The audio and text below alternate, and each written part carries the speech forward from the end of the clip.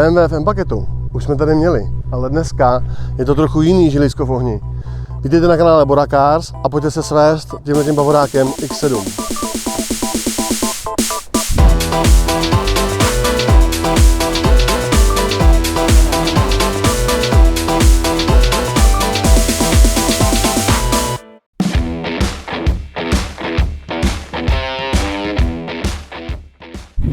Dnes jsem se pro vás připravil povídání o BMW X7 xDrive 40i z roku 2020. A tak tu teď stojím před touhle masivní hromadou mnichovského inženýrství, kde se míchá vysokopevnostní ocel, lehký hliník a metry čtvereční ty nejlepší kůže. Tohle není auto, které by se snažilo někam zapadnout, nebo se omlouvat za to, že zabere 2 parkovací místa u obchoďáků. Při pohledu na ty obří plochy laku ti dojde, že tohle není jen doprava z bodu A do bodu B, ale regulérní kus architektury na kolech. BMW X7 s kódovým označením G07 se objevilo jako přerostlá odpověď na Mercedes GLS a britské aristokraty od Range Roveru. Je to taková pýcha mnichovské stáje, která se s ním vůbec nepárala a postavila barák na kolech. Když se podíváš na ty přední ledvinky, je ti jasné, že tady končí veškerá sranda. Jsou masivní, skoro až arrogantní a v kombinaci s těmi úzkými světlomety na tebe to auto kouká jako vyhazovač, který mu si právě poblil boty. A když už stojíš u té masivní přední masky, všimni si, jak jsou ty obří ledvinky v klidu neprodyšně uzavřené. Jsou tam totiž aktivní klapky, které se otevřou, jen když ten 3 litr pod kapotou potřebuje pořádně nadechnout nebo schladit.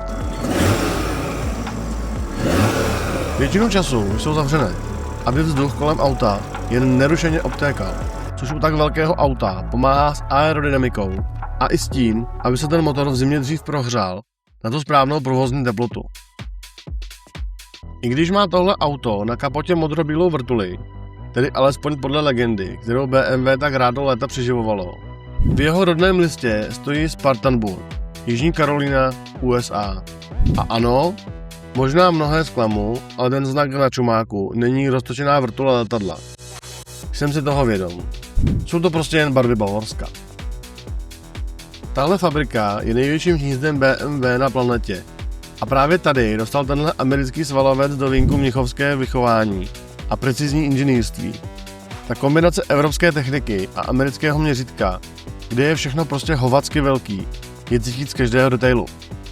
Tento v uvozovkách německý dům na kolech se tak vrací ke kořenům SUV, které v Americe prostě umí nejlíp.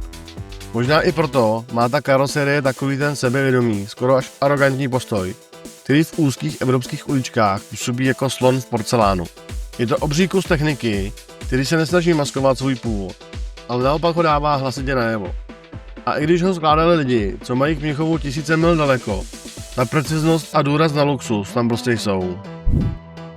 Už jen pár odběratelů na 5 kg, tak neváhej a dej odběr.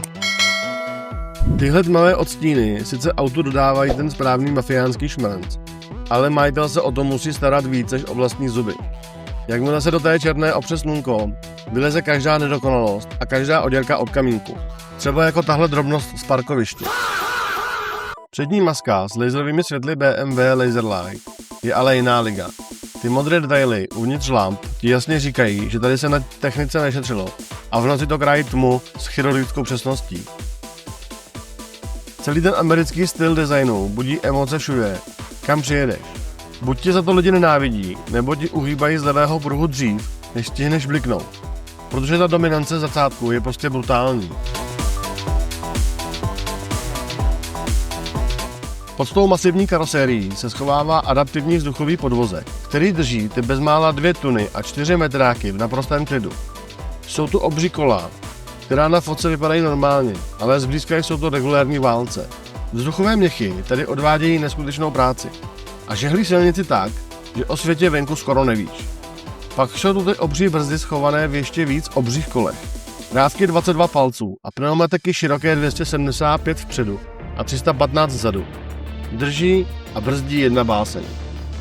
Ale vzduchové měchy, obří brzdy a složitá elektronika podvozků jsou věci, které s přibývajícími kilometry začnou požírat tvůj rozpočet s neuvěřitelnou chutí.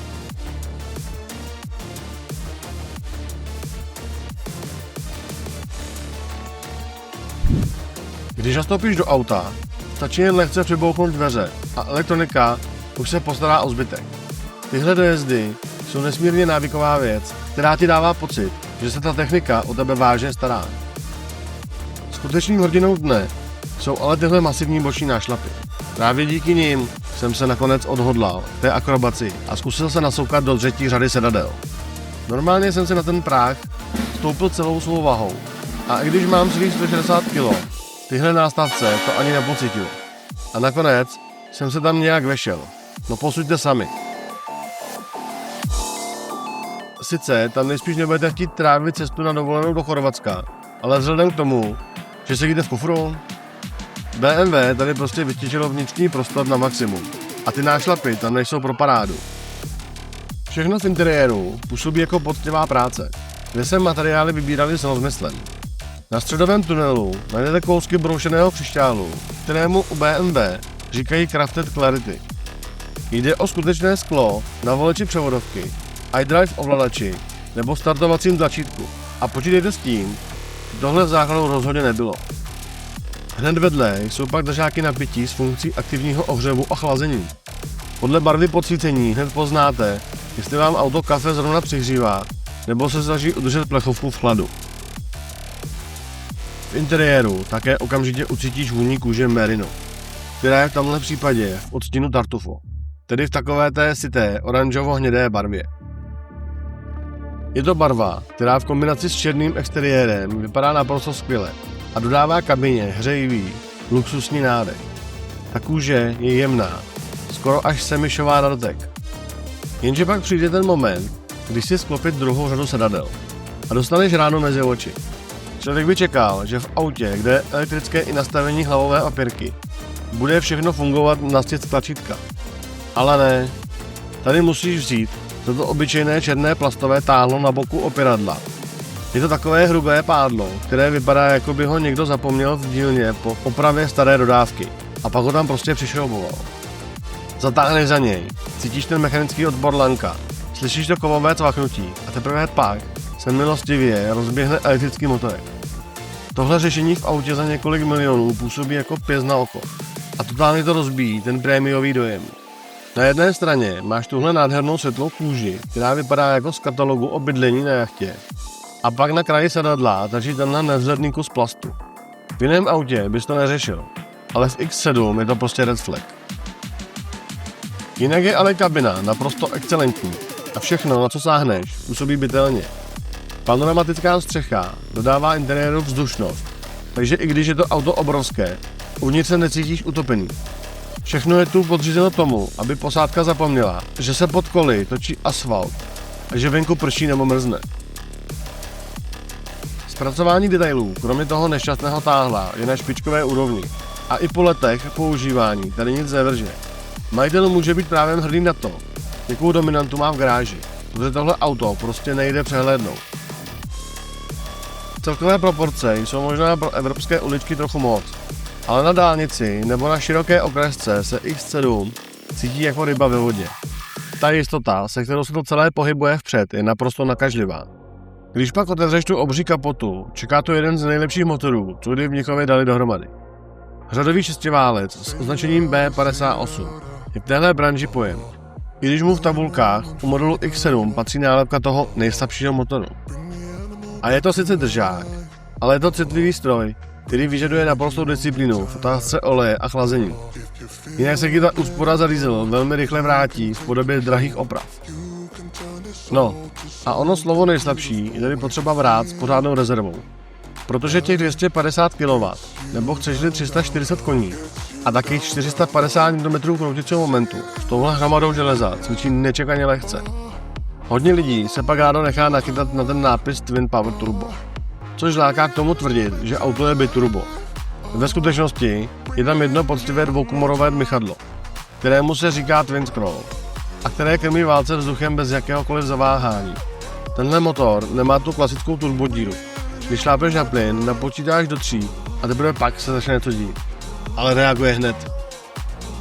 Tady je ten zátah lineární, hutný a díky skvěle odstupňovanému 8stupňovému automatu od ZF máš pocit, že pod pravou nohou máš neskutečnou zásobu síly. Udávanému zrychlení na 100 za 6,1 sekundy se dá naprosto věřit, protože ta strojovna se do toho umí opřít s pořádnou vervou.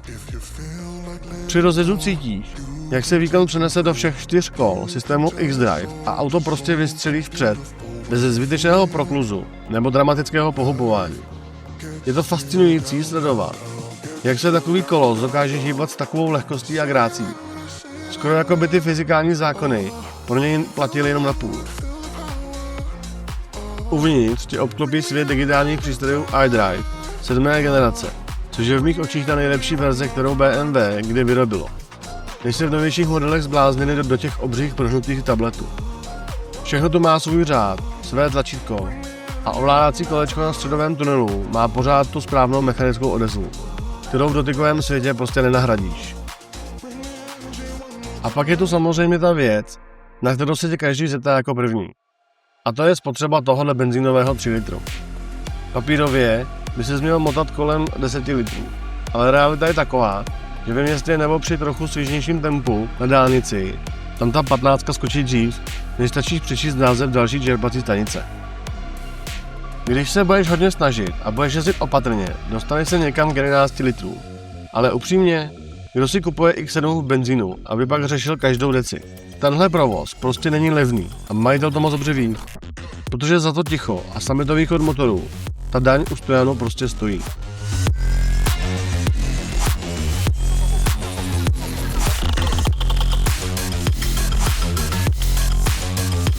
Celkově mě tohle auto nepřestává překvapovat, jak moc se v něm pere ta německá preciznost s občasnými úlety v detailech.